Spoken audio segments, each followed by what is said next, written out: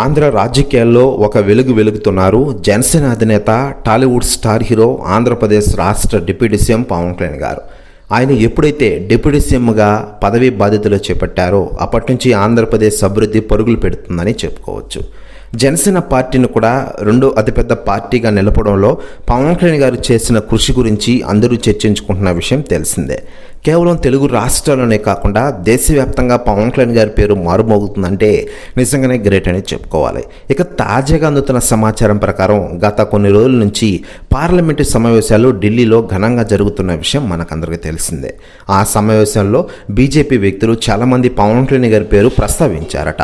దీంతో ఒక్కసారిగా పవన్ కళ్యాణ్ గారి పేరు పార్లమెంట్లో వినగానే అక్కడ హోరెత్తిందట సభ మొత్తం. దీంతో ఒక్కసారిగా షాక్ అయ్యారట మంత్రులు. ప్రెస్ న్యూస్ కూడా తెగ వైరల్ అవుతోంది టోటల్ తెలుగు ఇండస్ట్రీలో.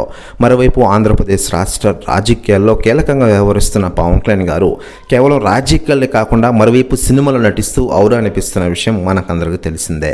ఇటీవలే హరిహర విరమల సినిమాతో మనం ముందుకు వచ్చిన పవన్ కళ్యాణ్ గారు రాబోయే రోజుల్లో అంటే సెప్టెంబర్ 25వ తేదీన ఓజీ సినిమాతో వరల్డ్ వైడ్గా మరోసారి మన ముందుకు రాబోతున్నారు.